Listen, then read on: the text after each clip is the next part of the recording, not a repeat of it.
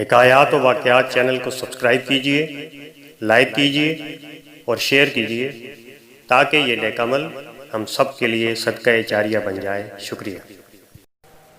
بسم اللہ الرحمن الرحیم۔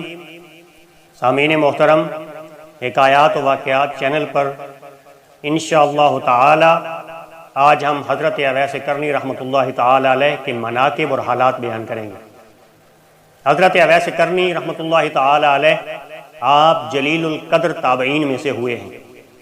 آقا علیہ الصلوۃ والسلام یمن کی طرف چہرہ مبارک کر کے ارشاد فرمایا کرتے تھے کہ میں یمن کی جانب سے رحمت کی ہوا آتی ہوئی پاتا ہوں۔ آقا علیہ الصلوۃ والسلام فرماتے ہیں کہ قیامت کے دن 70,000 ملائکہ کی معیت میں جو حضرت اویس کرنی کے بالکل مشابہ ہوں گے، اویس کرنی کو جنت میں داخل کیا جائے گا تاکہ مخلوق ان کو شناخت نہ کر سکے سوائے اس شخص کے جس کو اللہ ان کے دیدار سے مشرف کرنا چاہے، اس لیے کہ آپ نے خلوت نشین ہو کر مخلوق سے روپوشی اختیار کر کے محض اس لیے عبادت اور ریاضت اختیار کی کہ دنیا آپ کو برگزیدہ تصور نہ کرے، اور اسی مصلحت کے پیش نظر قیامت کے دن آپ کی پردہ داری قائم رکھی جائے گی۔ آقا علیہ الصلوۃ والسلام نے فرمایا میری امت میں ایک ایسا شخص ہے جس کی شفاعت سے قبیلہ ربیہ کی بھیڑوں کے بال کے برابر گناہگاروں کو بخش دیا جائے گا۔ صحابہ کرام نے آقا علیہ الصلوۃ والسلام سے پوچھا کہ یا رسول اللہ، کبھی اویس کرنی آپ کی خدمت میں حاضر ہوئے؟ آقا علیہ الصلوۃ والسلام نے فرمایا کبھی نہیں، لیکن چشم ظاہری کی بجائے چشم باطنی سے ان کو میرے دیدار کی سعادت حاصل ہے، اور مجھ تک نہ پہنچنے کی ان کی دو وجوہ ہیں، اول غلبہ حال اور دوم تعظیم شریعت، کیونکہ ان کی والدہ مومنہ بھی ہیں اور ضعیف اور نابینا بھی ہیں، اور اویس فطربانی کے ذریعے ان کے لیے معاش حاصل کرتا ہے۔ پھر جب صحابہ کرام رضوان اللہ تعالی علیہم اجمعین نے پوچھا کہ یا رسول اللہ، کیا ہم ان سے شرف نیاز حاصل کر سکتے ہیں؟ تو آقا علیہ الصلوۃ والسلام نے فرمایا نہیں، البتہ عمر و علی کی ان سے ملاقات ہوگی، اور ان کی شناخت یہ ہے کہ ان کے ہتھیلی کے بائیں پہلو پر 1 درہم کے برابر سفید رنگ کا داغ ہے، لیکن وہ برس کا داغ نہیں، لہذا جب ان سے ملاقات ہو تو میرا سلام پہنچانے کے بعد میری امت کے لیے دعا کرنے کا پیغام بھی دینا۔ پھر جب صحابہ کرام نے عرض کیا کہ یا رسول اللہ صلی اللہ علیہ وسلم، آپ کے پیراہن کا حقدار کون ہے؟ تو آقا علیہ الصلوۃ والسلام نے فرمایا اویس کرنی۔ دور خلافت راشدہ میں جب حضرت عمر رضی اللہ تعالی عنہ اور حضرت علی کرم اللہ وجہ الکریم کوفہ پہنچے اور اہل یمن سے ان کا پتہ معلوم کیا، تو کسی نے کہا کہ میں ان سے پوری طرح تو واقف نہیں، البتہ ایک دیوانہ آبادی سے دور عرفہ کی وادی میں اونٹ چرایا کرتا ہے اور خشک روٹی اس کی غذا ہے، لوگوں کو ہنستا ہوا دیکھ کر خود روتا ہے اور روتے ہوئے لوگوں کو دیکھ کر خود ہنستا ہے۔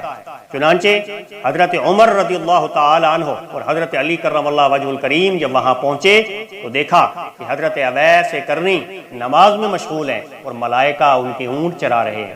فراغت نماز کے بعد جب ان کا نام دریافت کیا تو جواب دیا کہ عبداللہ، یعنی اللہ کا بندہ۔ حضرت عمر رضی اللہ تعالی عنہ نے فرمایا اپنا اصلی نام بتائیے؟ آپ نے جواب دیا اویس۔ پھر حضرت عمر رضی اللہ تعالی عنہ نے فرمایا اپنا ہاتھ دکھائیے۔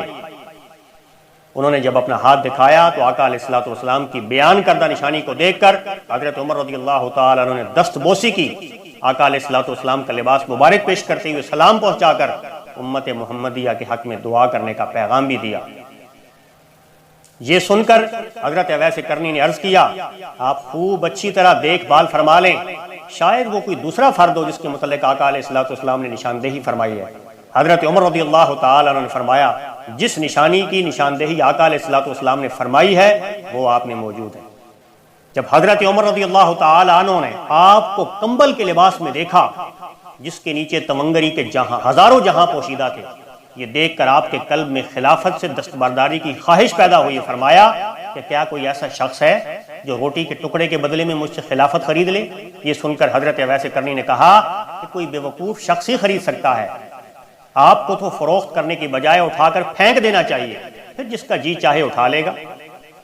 حضرت اویس کرنی رضی اللہ تعالی عنہ نے حضرت عمر رضی اللہ تعالی عنہ اور حضرت علی کرم اللہ وجہ الکریم سے فرمایا کہ جب آقا علیہ الصلوۃ والسلام کے غزوہ احد میں دانت مبارک شہید ہوئے تو میں نے اپنا ایک دانت توڑ ڈالا، پھر خیال آیا کہ شاید کوئی دوسرا دانت شہید ہوا ہو، اسی طرح ایک ایک کر کے جب تمام دانت توڑ ڈالے اس وقت مجھے سکون نصیب ہوا۔ یہ دیکھ کر دونوں صحابہ رضی اللہ تعالی عنہما پر رقت طاری ہو گئی اور یہ اندازہ ہو گیا کہ پاس ادب کا حق یہی ہوتا ہے۔ وہ حضرت اویس کرنی رضی اللہ تعالی عنہ دیدار مصطفیٰ صلی اللہ علیہ وسلم سے مشرف نہ ہو سکے، لیکن اتباع رسالت کا مکمل حق ادا کر کے دنیا کو درس ادب دیتے ہوئے دنیا سے رخصت ہو گئے۔ حضرت عمر رضی اللہ تعالی عنہ نے اپنی خواہش کا اظہار کیا کہ آپ اگر کچھ دیر اسی جگہ پر قیام فرمائیں تو میں آپ کے لیے کچھ لے کر آتا ہوں۔ تو آپ نے جیب سے 2 درہم نکال کر دکھاتے ہوئے کہا کہ یہ اونٹ چرانے کا معاوضہ ہے، اگر آپ ضمانت دے دیں کہ یہ درہم خرچ ہونے سے پہلے میری موت نہیں آئے گی تو پھر یقیناً آپ کا جو جی چاہے عنایت فرما دیں، ورنہ یہ 2 درہم میرے لیے کافی ہیں۔ اور پھر فرمایا کہ اب آپ دونوں واپس چلے جائیں کیونکہ قیامت کا دن قریب ہے اور میں زاد آخرت کی فکر میں لگا ہوا ہوں۔ سامعین محترم، اللہ پاک کی بارگاہ میں ہم یہ دعا کرتے ہیں کہ باری تعالیٰ ہمیں حضور کے عاشق حضرت اویس کرنی رحمۃ اللہ تعالی علیہ کی محبت عطا فرما اور ہمیں بھی حضور کی محبت میں جینے اور مرنے کی توفیق عطا فرما، آمین یا رب العالمین۔ جزاکم اللہ خیرا کثیرا۔